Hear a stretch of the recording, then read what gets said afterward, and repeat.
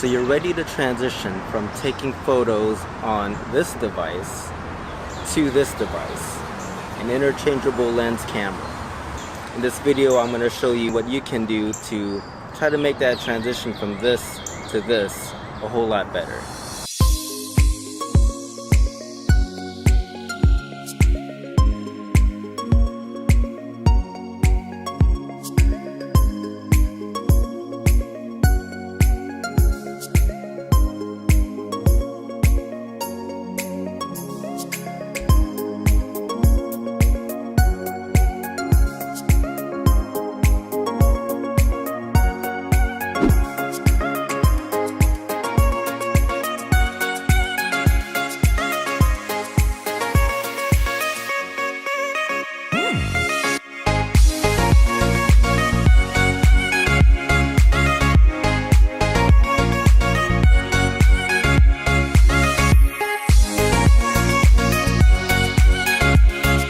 So to start this video off, I'm going to say that when it comes to photography, there are really no rules. Just because you have a lot of good techniques down and you know your settings on your camera doesn't mean that you will always have a good photograph. But again, this video is helping you transition from taking this to this, which even though they both take photographs, they're two different tools and they work two different ways. To transition from taking photographs with your smartphone and into interchangeable lenses like a DSLR or mirrorless camera, I came up with 5 phases that you should go through in order to become good at using this.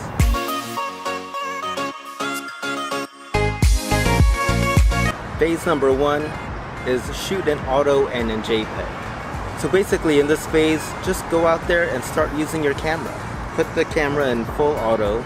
On most cameras, the letter A on the dial, and just go out there and start shooting. What you want to do is focus on composing your shots, because that is probably the most fundamental thing that you want to get good at when it comes to taking photographs. Always think about the rule of thirds, or always centering the focus of your shot, and always make sure that you frame that shot correctly. So just practice that. And I recommend doing this phase in JPEG so that you're not worrying about how to edit the photo. All you're focusing on is composing the shot. And I did this myself for many days, many weeks, just so I can focus on composing my shot. Phase 2 is also shooting in auto, but instead of using JPEGs, shoot it in RAW format. Now I use Canon cameras, and the RAW format is the CR2 file. So in this phase, get yourself a photo editor on your computer, such as Adobe Lightroom, and learn how to edit that photo. Learn about contrast, learn about saturation, learn about vibrance, learn about cropping your photo. Do all the basic editing stuff first, and then move on to something more complicated. Remember to always focus on the composition of your shots when you're out there photographing. After you're comfortable with phase 2 and you're comfortable with editing your photos in your photo editor, you're ready to move on to phase 3, which means that you're ready to start using the manual modes in your camera. I would start by taking portraits or landscape photos in aperture priority. Now on most of these cameras, the aperture mode is on the top dial, and it's usually an A or an AV. Now what aperture priority does is that you control the aperture in the camera, or also known as the f-stop. It's basically the little hole in your camera that opens up to let light in when you're taking your shot. The bigger the hole, the more light the camera lets into your shot, making for a brighter photo. And what the camera does in aperture priority is you can set the aperture, and the camera will control the 2 other main settings, which are ISO and shutter speed. Basically, the camera will adjust the ISO and shutter speed to the best setting to whatever you set the aperture to. Now depending on what lens you have on your camera, you can set your aperture to a low number, which is actually a faster speed, or to a higher number, which is considered a slower speed. The lower the number or the faster speed, you can have the more shallower depth of field, you can have the increased bokeh in your photo. After you play around with aperture for a while, you'll get to understand how aperture works. You'll realize that depending on the type of photograph you're taking, whether it's a portrait or whether it's a landscape photo, then aperture will play a big role in how that photo ends up looking. Now, after you're comfortable with playing around with variable apertures in your camera, then you're ready to move on to phase 4, and that is shutter speed. Now, the shutter speed on your camera is basically, there's a shutter that takes a photo inside the camera, and it happens so fast, but you can adjust the speed of it. You can make it as slow as a 4-second shutter speed, which is considered a motion blur photo, or you can do it at a really fast pace at like 1/600th of a second if you're doing things like shooting wildlife or shooting sports. For example, if there's like a bird flying across, you definitely want to do a really fast shutter speed to capture that bird in flight. Now, on most cameras, the shutter speed is on the top dial, just like the aperture priority. On Canon cameras, it's a TV designation, and on other cameras, it might be like an S. So basically, in shutter speed priority, you set the shutter speed, and the camera will set the aperture and the ISO in accordance to whatever shutter speed you set it to. Just like in aperture priority, the purpose of the camera setting the other two settings is to set the right settings for the shot so it doesn't come out looking bad. And then you don't have to worry about setting those other two settings yourself.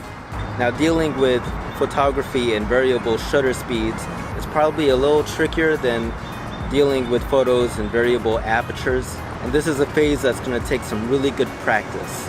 Probably one of the easiest and quickest ways to practice in this phase is to turn on the water faucet in your house and take pictures at variable shutter speeds. And then you're going to notice the difference of how the water looks coming out of that faucet. Another way to practice this phase is to go out into the street and take pictures of cars as they pass by on the road. At variable shutter speeds, like at a very low shutter speed, let's say 1/4 of a second, you'll notice that there's some blur as the car passes by in the shot. And then you'll notice at a shutter speed at like, let's say 1/400th of a second, that the car looks perfectly still even though it is moving past you. Another thing I failed to mention is, from phases 2 onward, shoot your photos in RAW. Overall, unlock the potential of your photo because RAW files contain the most data and the most detail from your shot. Now, I would say that phase 5 might take the longest because in phase 5, now that you're comfortable with shutter priority, you're comfortable with aperture, you're probably comfortable with ISO and other settings in your camera, which means you're ready to take your camera into full manual mode. Now, full disclosure about full manual mode, there are some very experienced photographers who end up never using manual mode. But for a lot of photographers who do portraits or do events where they're planning their shots ahead, a lot of them do use the full manual mode. Now, full manual is where you are controlling the aperture, the shutter speed, and the ISO yourself. Now, before you go out there shooting in full manual, you need to practice this first. When you're looking at your RAW files, you need to be paying attention to what your aperture, your ISO, and your shutter speed settings are in all of the different photos that you take. You will notice that in your portraits, your motion blur shots, your landscape photos, your frozen motion photography, all of them have unique aperture, ISO, and shutter speed settings. What you need to do with that metadata from your portfolio of photos is to analyze and remember what those settings are for those different types of photos. That way, when you're out there shooting in full manual, you will know typically what those settings are for the type of photograph you're gonna take. Now, if you're gonna do like run and gun style shooting, I don't suggest that you use full manual for that type of photography. I would suggest it's using either your aperture priority mode or your shutter speed priority mode. But if you're out there pre-planning your shots, full manual might make your shot even better because you're controlling all 3 basic settings of your photograph. Photography in full manual mode takes a lot of practice, and even after you get used to using full manual, you will find yourself still messing up in full manual. So those are the 5 phases that will complete your journey from transitioning from your smartphone camera to your interchangeable lens camera like a DSLR or a mirrorless camera. But there is one final phase that I failed to mention in the beginning that exists. And it's probably the most important phase of all of the phases. And that phase is to identify your style. My assumption is after you get through all of these 5 phases, you will know what type of photography you're into. For a lot of people, it's portraits, landscape photos, sports photography.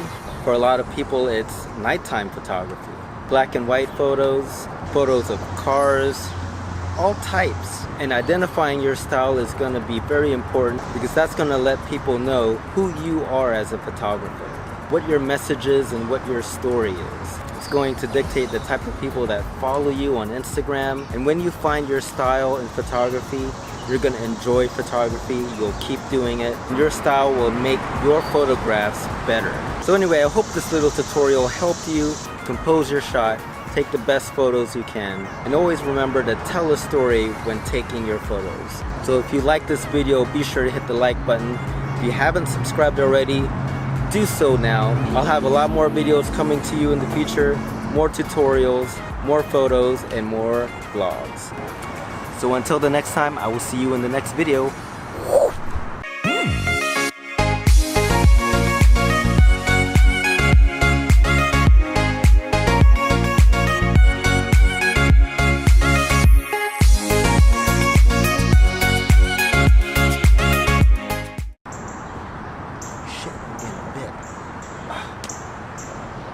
Getting bit by mosquitoes out here. Man, I am really getting bit. Stupid mosquitoes.